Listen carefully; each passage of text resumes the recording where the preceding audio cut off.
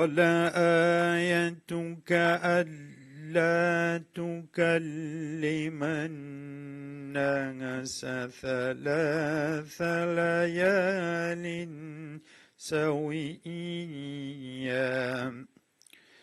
صدق الله العلي العظيم. اللهم صل على اللهم اغفر للمؤمنين والمؤمنات والمسلمين والمسلمات. اللهم اشف مرضانا بالقرآن، وسلم مسافرين بالقرآن، وخلص محبوسين بالقرآن. اللهم افتح لنا بالخير، واختم لنا بالخير، واجعل عواقب أمورنا وأمور المسلمين لا سيما عواقب الحاضرين خيرا، برحمتك يا أرحم الراحمين. اللهم صل على جزاك الله سيد.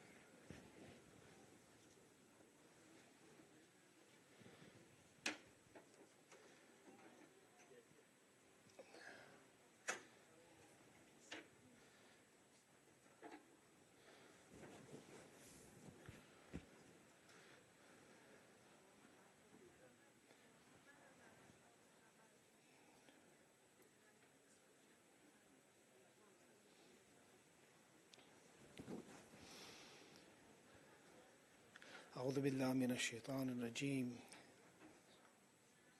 بسم الله الرحمن الرحيم الحمد لله رب العالمين والصلاة والسلام على أشرف الأنبياء والمرسلين سيدنا ومولانا أبي القاسم المصطفى محمد اللهم صل على محمد وآل محمد وعلى أهل بيته الطيبين الطاهرين ولعنة الله على أعدائهم إلى قيام يوم الدين. One of the important ziyarats that we do in the time of Muharram, especially it's actually for the day of Ashura, and because I'm mentioning this because it is the 9th of the 7th, we have the 8th and 9th, and then we have the night of Ashura, is Ziyarat Ashura, which is a gift from Imam Muhammad al-Baqir alayhi salam. There's a few sources. Some say it goes to, two of them say it goes to Imam Baqir alayhi salam. Some say it goes to the sixth of Imam Sadiq alayhi salam. This is a priceless gift to us.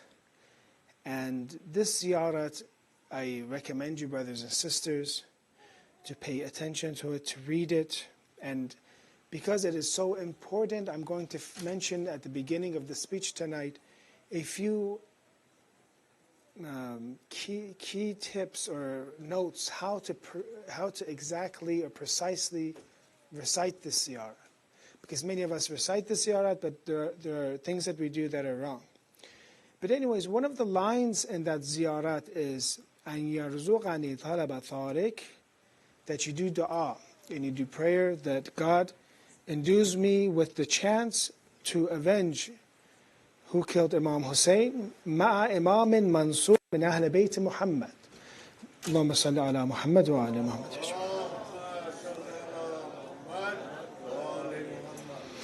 with a divinely supported leader from the household of the Prophet. 2 times in Ziyarat Ashura it talks about Imam Mahdi meaning that when we mention Imam Mahdi, so when we talk about Imam Hussein, when we cry for Imam Hussein, when we think about what the Kufans, they wrote letters to Imam Hussein, then as it says, Tanaqabat, they covered their faces so they could not be seen to attack Imam Hussein. We have to think about our relationship with our Imam, because we don't know the billah, we don't want to become like the Kufans, that we write letters, but when it comes to action, that we turn against our holy Imam. It is impossible to separate Muharram and Ashura from Imam Mahdi, from the Imam of your age. It is impossible. Ashura is an event that you learn. It is an event that trains us and teaches us for a purpose. It itself, crying for Imam Hussein alayhi salam, is something good, but it takes us somewhere. It is a tariq, it is a path for us. Where does it take us to? It takes us to submission of our holy Imam. Just like the Quran guides us, but what does the Quran guide us to? The Quran guides us to our Imam. Look at some of the verses about Prophet Isa alayhi salam and the Hawariyun and the disciples. When asked, who's going to help me, Jesus says in the Quran, who is going to be my Ansar? Who is going to be my assisters? It says, we are your Ansarullah. So the Quran is teaching us that besides when the book comes, be like the disciples of Jesus. That you submit and said, we will help you. Because God brought a prophet and guide for every community, for every nation. And He wants to complete the guidance with a perfect human being. It's not just a book, a textbook is sufficient for us. We don't believe in Hasbuna Kitabullah, that the book is sufficient. We believe the book comes with a guide. And that guide is a leader, infallible leader, perfect leader, that has the capability to make the world into heaven, to bring peace and justice and religion of God in this world. So we are being guided by the Quran, and the completion of the guidance of the Quran is to Imam Mahdi. We are thinking about and crying for Imam Hussein alayhi salam, so that we can be Ansar al-Mahdi. Just how the Hawariyun were Ansar al-Isa alayhi salam, they were the sisters of Prophet Isa. This is something very serious for us to think about. That what happened, and this today is the day of Friday. I have a class today, this morning in Skype, because I thought, and the reason I started this class is that I don't want Fridays to pass, because Fridays is the day it is the day for Imam Mahdi, and it's the day that we believe the reappearance will happen. I don't want a Friday to pass while I am neglectful of my Imam, that I either went to work or went to school, and the day goes by and I don't even think about that my Imam is not here and that he is in occultation. And it's how Khaja Nasir Tusi says, Wujuduhu lutf, his existence is lutf, is compassion from God, but his ghaibatuhu anna, his occultation is from us. Why is he in occultation? Because he doesn't have enough supporters for him to come back. That is one of the reasons. He doesn't have supporters and people that will be like the supporters of Imam Hussein, like the companions of Imam Hussein. So when you read about Imam Hussein, when you study and cry for Imam Hussein, remember that the entire point is that we can become like the companions of Imam Mahdi, inshallah. Please recite salawat ala Muhammad wa ala Muhammad.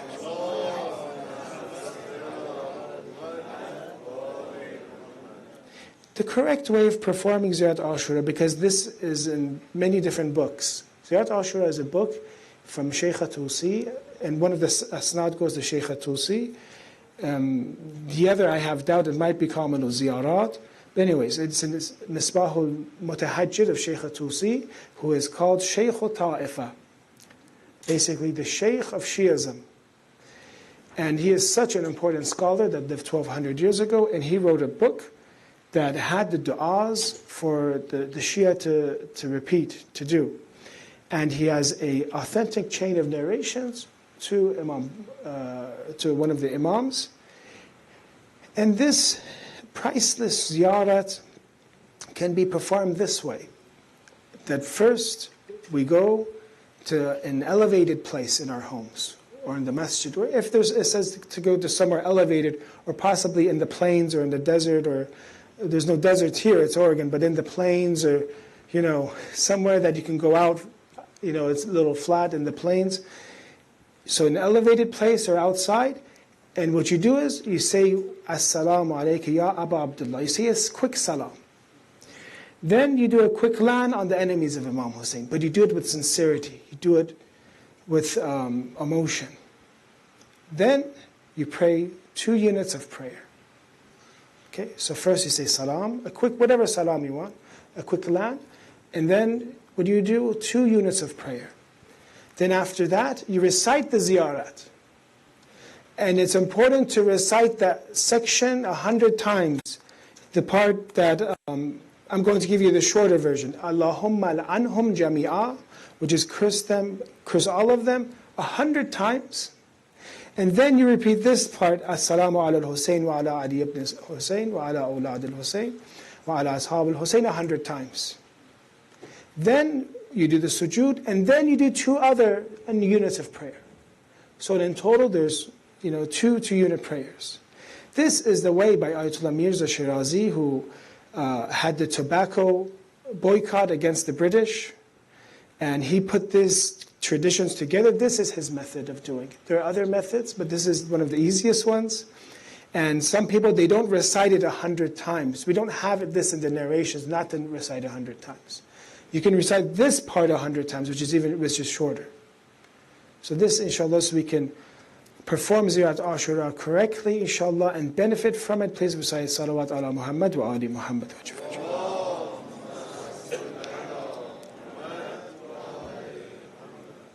We were talking about sinning, and we were talking about what it means and how dangerous it is, and that when we want to abstain from sinning, we want to take away ourselves from disobeying and rebelling against God. We mentioned a few ways, a few pieces of advice. One is that if we think and understand that sinning is harming ourselves, that it is not in our benefit, we will stop sinning. Because we are hurting ourselves. Does it make sense for me if I truly believe this chair is on fire, for me to sit on it and just relax? I wouldn't harm myself. Unless maybe if I had a problem or something, but generally people do not harm themselves. They are looking for benefits, and we said that it's important for us to search for benefits, monetary benefits, physical benefits, and spiritual benefits. And that doesn't mean if you are benefit orientated that you don't love God. Actually, when you think of benefit, you're looking at who gave you those blessings. And we notice that God gave it to you, you love Him more. He said, this is from God, and this is from God. And you count His blessings. Just like if somebody is kind to you, you start to develop love for them. So the first step we said is thinking and believing that sin is harming ourselves. 2, we said that we understand that sinning is against the nature of humans. Even though humans have 2 sides. It has the lower desires, the shahwat, the lust side, dual inclinations, and also has the rahmani side, the side that approaches God and clings on to God. But man in general loves faith. And this is some of the verses that we recite in the Quran. Man despises sinning and corruption. 3, we talked about practice, and the more you practice, the stronger you become. The more you get used to living your life through the intellect and making logical and rational decisions, the more that you will become stronger, and your intellect will dictate where you go and how you live. So mu'mineen, their lifestyle is a lifestyle based on logic and rational actions. In the 4th, we talked about staying away from sin, because if you sin, there is an entire level of enjoyment and spirituality that you will miss. There is a connection to God that it is, we mentioned the narrations, that is, we get a taste of it in this earth, but in the hereafter, there's a great taste and enjoyment with seeing with our hearts God, meeting Him.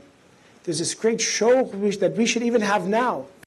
This is something that's very interesting, is that we as Muslims should not be depressed and and want to kill ourselves. I'm not saying that. But we should, in one aspect, love to meet God. Because what does death mean for us? It means that the barriers will be removed. All the barriers will be removed. Yes, we are afraid of what's going to happen. We're afraid of the chastisement. Yes.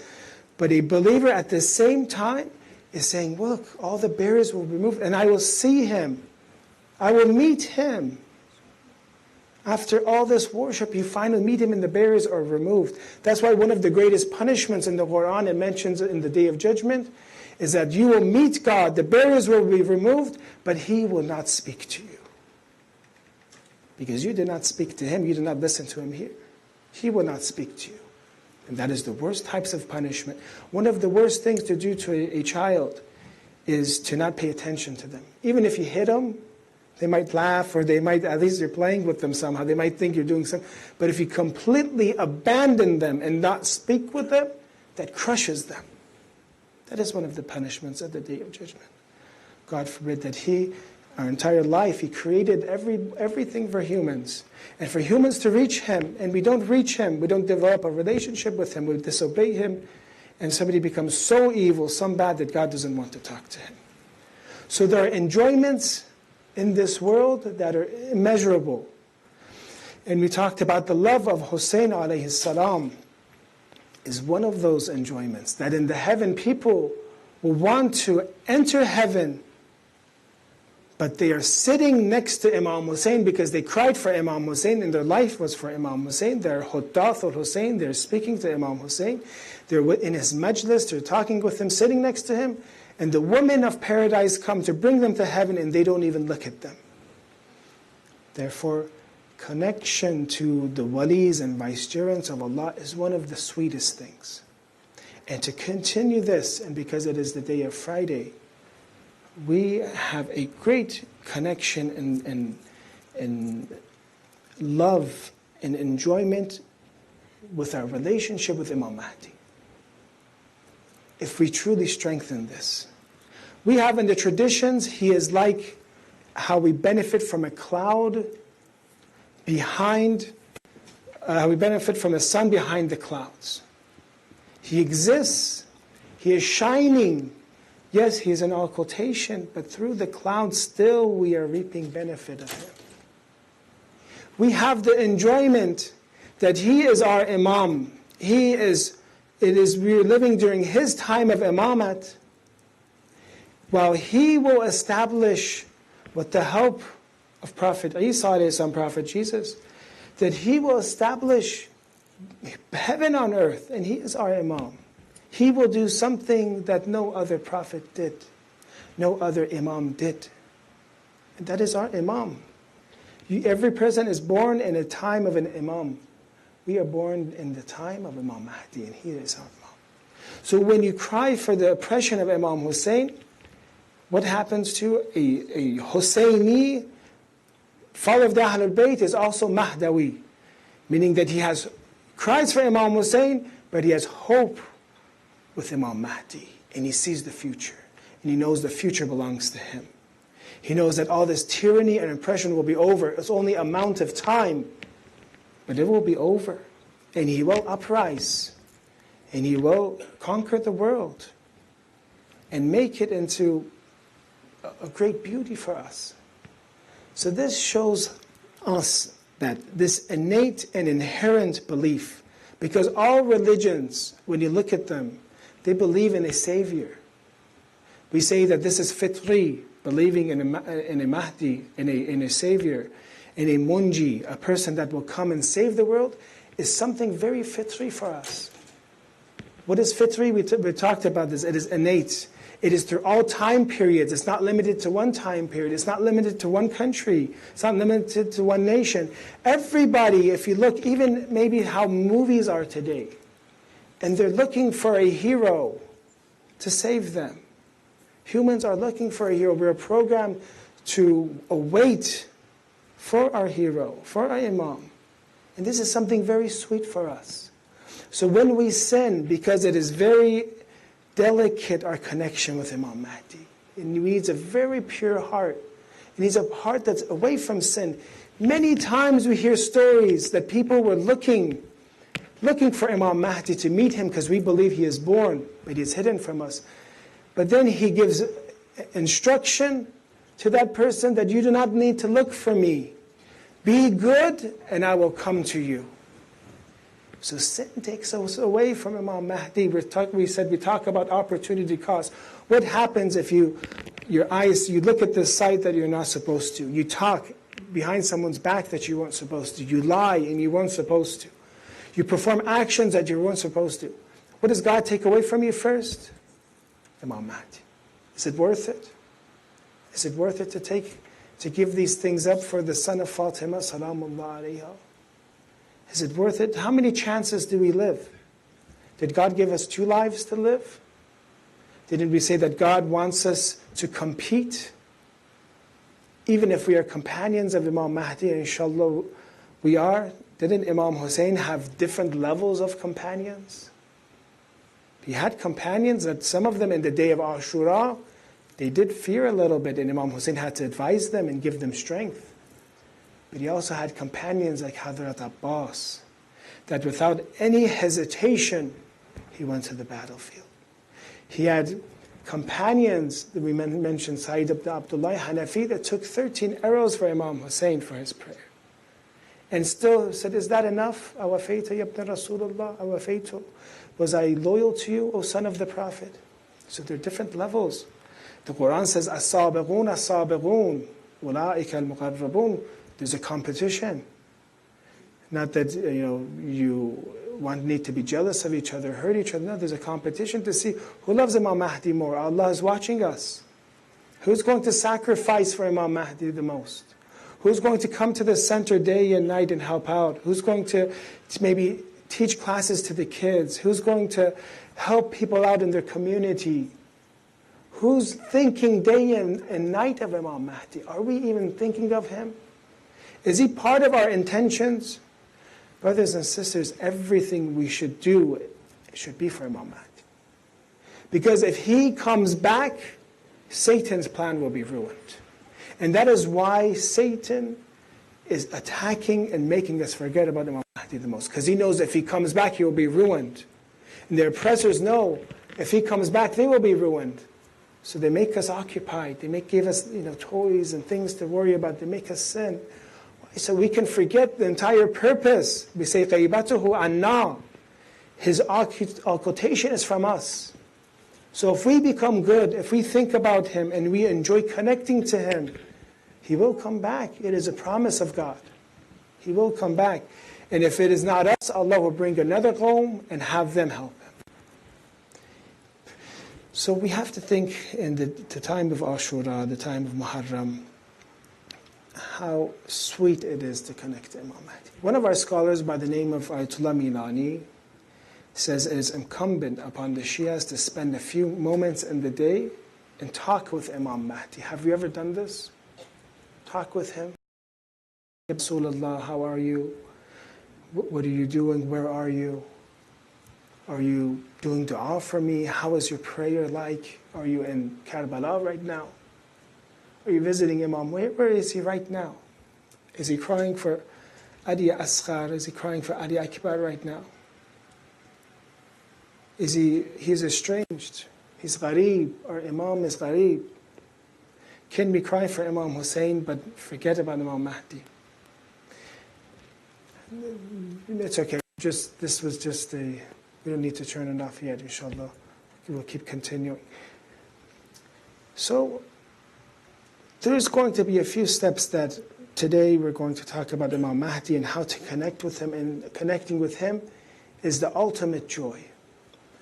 One is that we need to connect with him with our minds.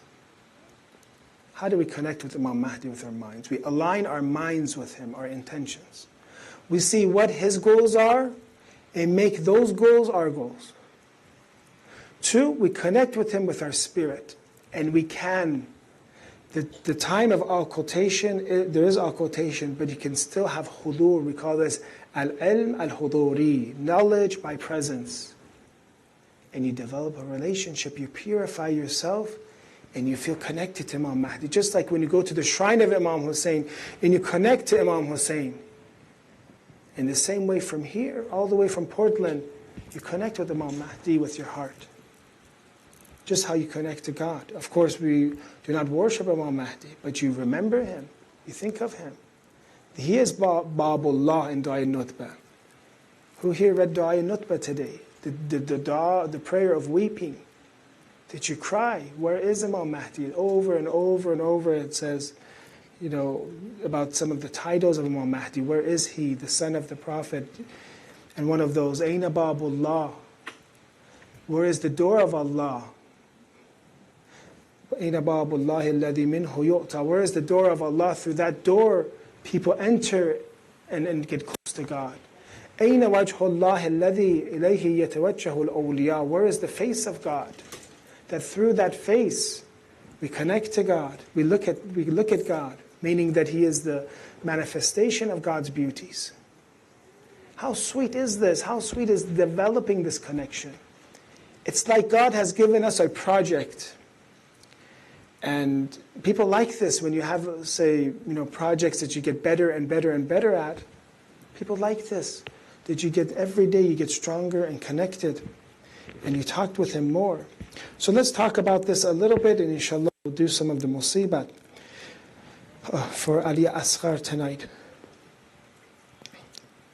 As-salamu alayka ya da'i Allah. He is the caller of Allah in Ziyarat Ali Yasin.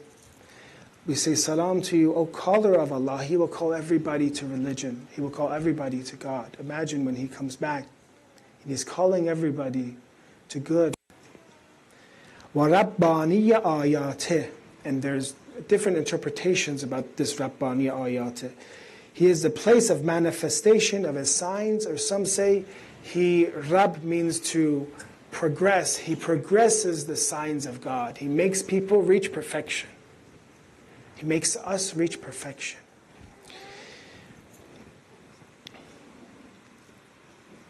What can we do to align our minds with Imam Mahdi? One is that we understand his goals. What are his goals?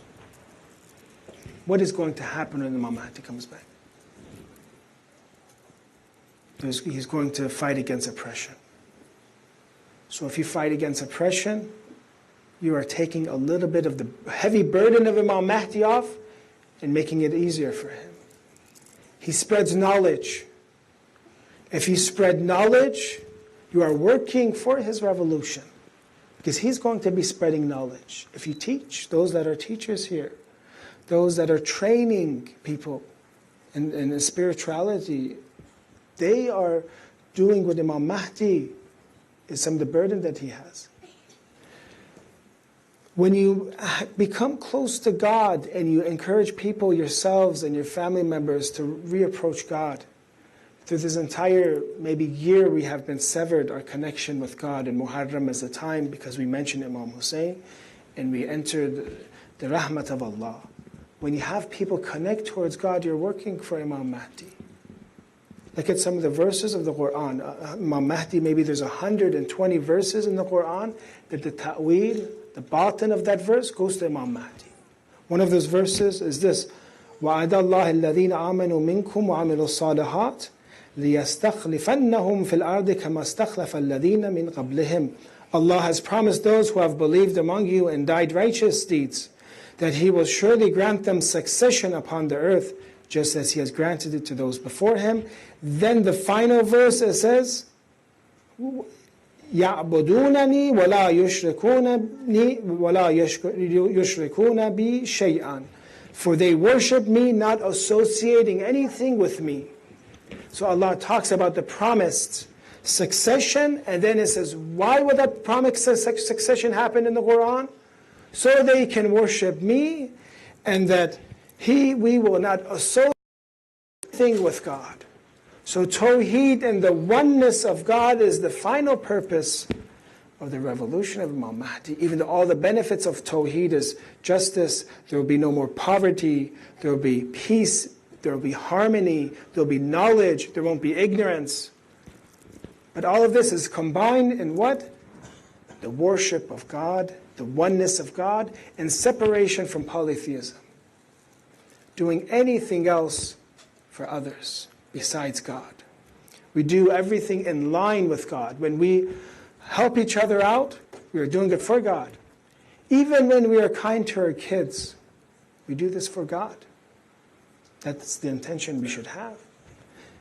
Even we protect ourselves. We protect ourselves because God told us so.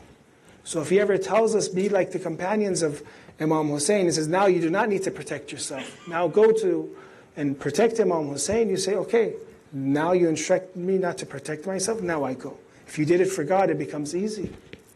So we align our intentions. When we come to the masjid, you say, I'm spending my money here, I'm spending my time here. Why? You say, for Allah. But then there's a higher niyat. And because this is the Babullah, you say, I'm doing it for God through Imam Mahdi. Because I want to bring back my Imam. And Allah will shower upon you more and more blessings. You say, I want to have a kid. I want to have a child. But with a purpose. You just want to have a child just to have a child, just to, hold them and hug them and kiss them. That's nice. But there are different intentions and levels of intentions. When Imam Ali alayhi salam went to choose a spouse, did he have an intention or not? After Lady Fatima, salamullah alayha. What was his intention? He found al-Baneen. Why? Because he wanted a child that was courageous, that would help. He wanted Abbas. He had an intention to create Abbas. So therefore he got married. When you get married, why do you marry? What, so I can have a kid. And I couldn't become a servant, a good servant of Imam Mahdi. Inshallah, my kid will. Inshallah, my child will be. So even our intentions of marriage is for Imam Mahdi. Our intentions of having services, of having congregation is for Imam Mahdi. Our intention for going to work. I'm going to work to provide for my family And also I'll pay khums. I'll pay sahm imam. That's the sahm of Imam Mahdi, that's the portion of Imam Mahdi. So when we think about our intentions, aligning our intentions, it becomes an entire world opens up. And we realize how much was I neglectful of Imam Mahdi. One of the problems is we don't realize the pain of ghaibat. You know, if somebody, his tooth doesn't hurt, he won't go to the dentist a lot of times. That's unfortunately, unless they're, inshallah we are like this, maybe that every 6 months we have, always going. But usually a lot of people, and it's very unfortunate and it's wrong, they only go to the dentist when their tooth hurts because they don't like the dentist. Until you feel pain, unless you feel pain, you start moving. Unless you understand the pain of ghaibat, the occultation, what does that mean that we don't have our imam present? It means that our lives are being wasted. It means that we don't have Rabbani ayat in front of us, the one that perfects the signs of God. He is not perfecting us in front of us. We were designed, each nation was designed to have an insan and kamil, a perfect human being, to train them, to give them knowledge, to teach them. In other words, if our imam doesn't come back, our lives are being wasted. We have gotten used to living without him. But this isn't life. This is not life. This is not how the world was supposed to be. Is this life? When a child is in its mother's stomach, there's blood and different fluids, and it thinks that that's life. That child, it is life. But then when you compare that to when it's born, now you actually say, oh, now this child is born, even though it had a spirit, even though it had a heartbeat, its brain was working. It was just covered inside the mother's stomach. But you don't call that life. When we are in occultation, maybe we shouldn't call this life. Because we don't have our imam, the trainer, the one that will perfect us in front of us. This is the calamity. This is the pain of ghaibat. Unless you feel this pain, you realize this when you won't do du'a faraj for Imam Mahdi. So the first one was to connect with him with our minds, make our intentions, wake up, work for Imam Mahdi. And I'm telling myself, when I give members, a lot of times I'm talking to myself to wake up, work for him day and night. Think about him. Connect with him. The second, aligning our hearts. Aligning our hearts. I can explain more things or I can give you a story. Which one do you want? Time, we're running out of time. Stories, you like stories. Okay. Please recite Salawat ala Muhammad.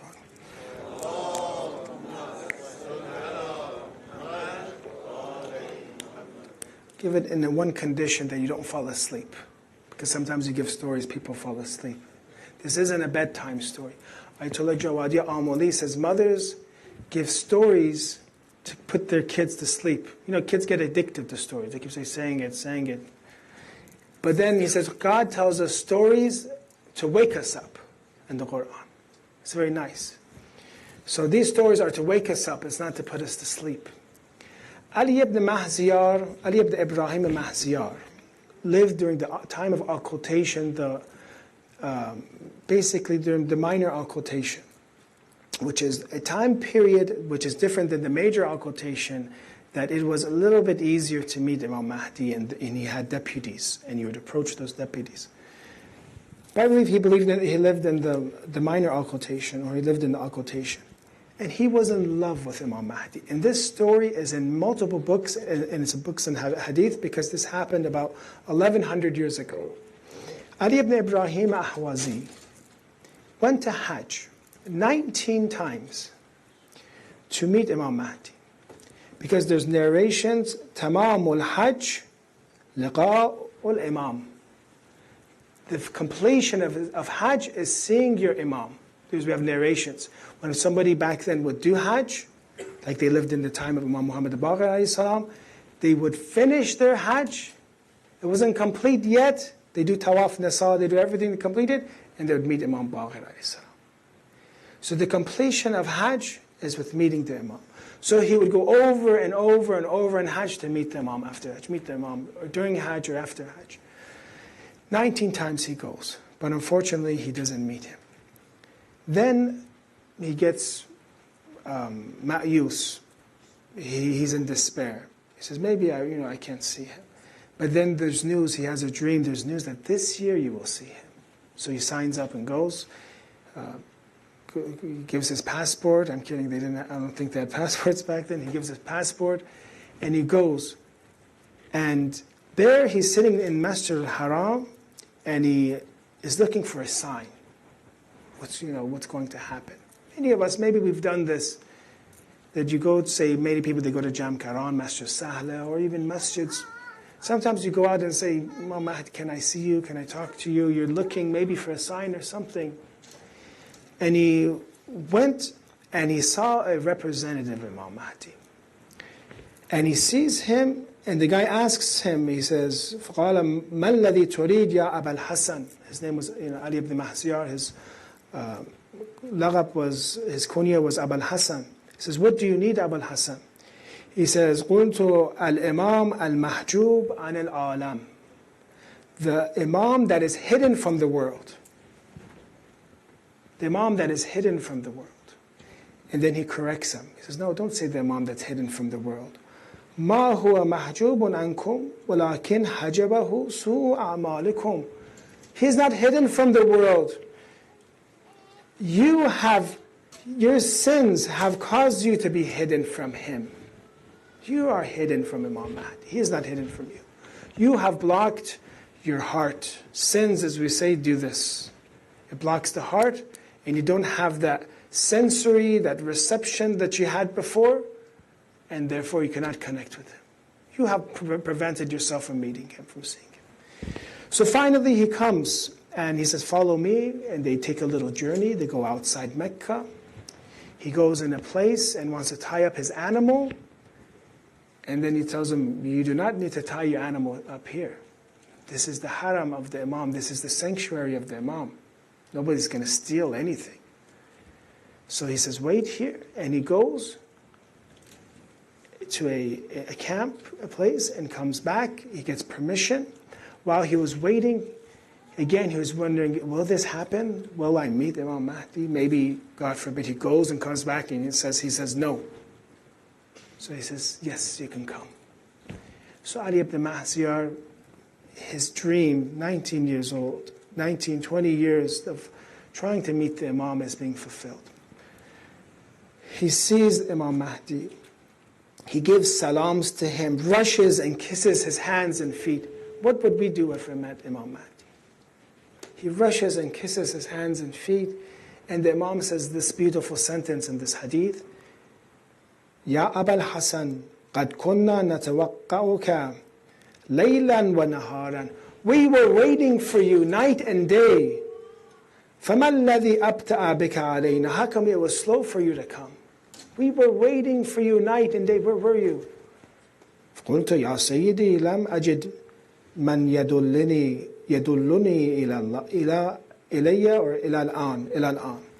I did not find anybody to guide me towards you. I didn't know where you were. That's what made me delay. But then the Imam corrects him and says, no, it is not because of this. It is la walakinnakum, three things. Lakinnakum kathartum al-amwal. You were busy gathering money. You were busy gathering money and wealth. 2, you behaved proudly with the poor and weak believers. You were very proud. 3, you broke relations with your near ones. So you were busy gathering money, you were proud when it came to the poor, and you broke relations with your near ones. Then there he says, At-tawba, al-iqala, al-iqala. And he stays with Imam Mahdi and for a few days, and alhamdulillah, he meets him. And the lesson we have from this story is that he is not mahjub. He's not hidden from us. We are hidden from him. And the fact that our actions are barriers and prevent us from meeting him and connecting with him, as how gathering money, behaving proudly, and breaking relations with our family. As we said, sin takes away from us a great opportunity.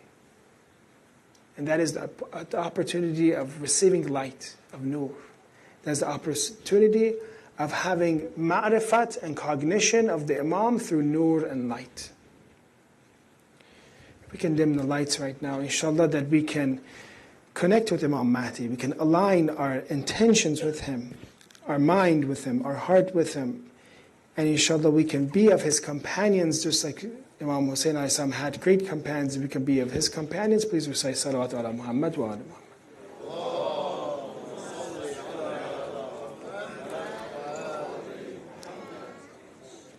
Bismillahir Rahmanir Rahim. Join me in doing dua faraj. Allahumma kulli waliyika al-Hujjat ibn al-Hasan.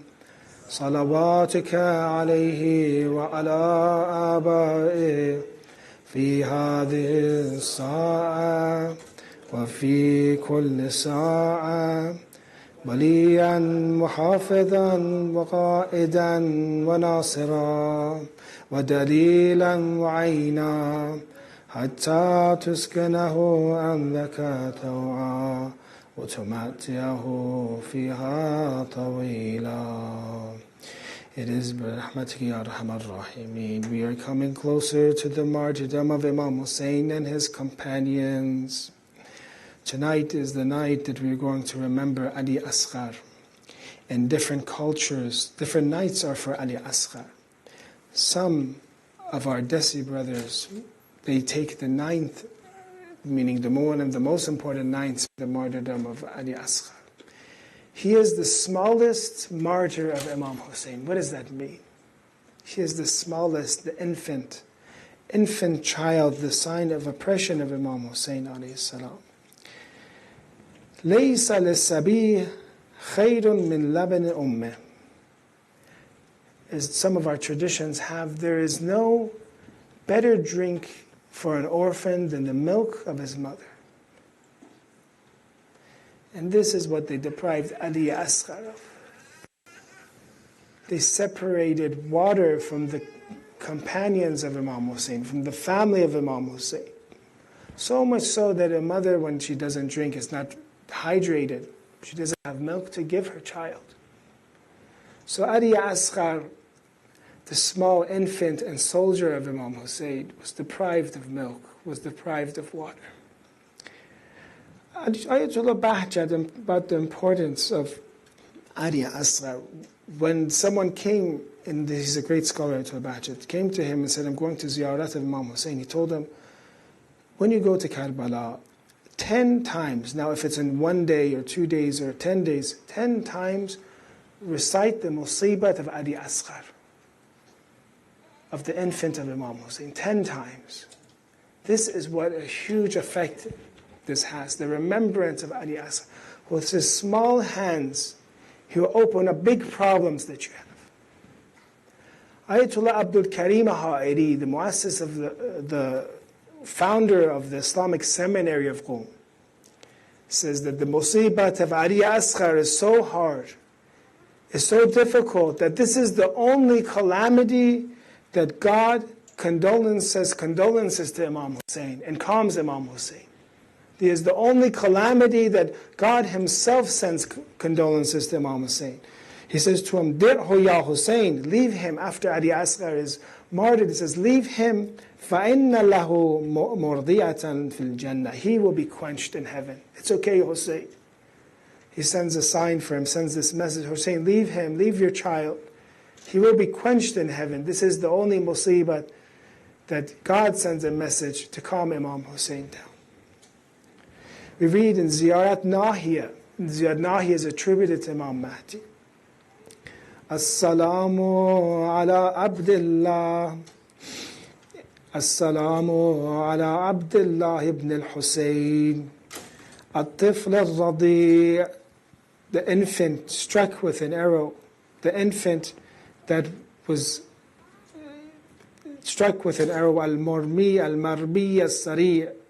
Struck with an arrow, that was drinking milk, fallen on the ground. Al-mutahashit dima', that he was covered with blood. Al-mutasa'idu damahu fis sama', that his blood was raised towards the sky. المذبوح بالسهم في حجر أبيه في حجر أبيه, that he was slaughtered while he was held by his father. Imam Hussein, on the day of Ashura, he comes, he asks for help many different times. هل من موحد يخاف الله فينا. He asked many different times for help. Not that he needed help, he wanted to help people. He wanted to help them to become guided. هل من مغيث يرجو الله في إغاثتنا. Is there anybody to help? Some say that is when Adi Asghar, because Imam Hussein didn't have any companions, that is when he hears the cry of Adi Asghar, meaning that I will help you, Father. I am 6 months old, but I will help you. So Imam Hussein comes, فَتَقَدَّمَ إِلَى بَابِ الْخَيْمَةِ. He comes towards the door of the tent. And the Maghatel says, وَنَادَى يَا زَيْنَبْ نَاوِلِينِي وَلَدَ الصَّغِيرِ. Zainab, bring me my child. So Lady Zainab brings him. Imam Hussein addresses the people and says to them, أَلَا تَرَوْنَهُ كَيْفَ يَتَلَذَّ عَطَشًا. Don't you see how this child is doing taladhi, is dying from thirst? Some say that taladhi is similar to when a fish comes out of water. And when a fish comes out of water, his mouth opens and closes until it dies. Imam Hussein says, do you not see that my child is doing taladhi because of the atash, because of the thirst? There it says, إِن لَمْ تَرْحَمُونِ فَارْحَمُوا هَذَا الطِّفْلِ. If you're not going to help me, help this tifl, help this infant. بينما يخاطبهم إذ رماه هرملا. Harmala comes while Imam Hussein is addressing the people. He doesn't want people to leave the army of Umar ibn Sa'd. He strikes an arrow بسهم له ثلاث شعب. He strikes the arrow that has 3 sides to it. فذبح الطفل من الأذن إلى الأذن. It strikes the tifl, it strikes the infant in the throat, doing what a sword does from ear to ear. Then his cry comes from the sky and says, دِعْهُ يَا حُسَيْنِ فَإِنَّ لَهُ مُرْضِيَةً فِي الْجَنَّةِ. Leave him, Hussein, because his thirst will be quenched in heaven. فَرَجَعَ الْحُسَيْنِ إِلَى الْمُخَيَّمِ. Imam Hussein comes back. What is he going to tell the mother of Adi Asghar? What is he going to do when he says the place that Adi Asghar was resting? He says, leave him. He says, فَرَجَعَ الْحُسَيْنِ إِلَى الْمُخَيَّمِ مُنْكَسِرًا. He was broken, Imam Hussein. This was the final straw. It broke the back of Imam Hussein. حَزِينًا بَاكِيًا, crying, going back to the tent. وَسَيَعْلَمُ الَّذِينَ ظَلَمُوا أَيُّ مُنْقَلَبٍ يَنْقَلِبُونَ إِنَّا لِلَّهِ وَإِنَّا إِلَيْهِ رَاجِعُونَ. Ya Allah, because of the blood of Adi Asghar, the blood that was thrown towards the heaven but did not come down, we ask you to bring back our Imam Mahdi, inshallah, and make us of his supporters and aiders with the salawat ala Muhammad wa ala Muhammad. Allahumma salli ala Matam al-Hussein.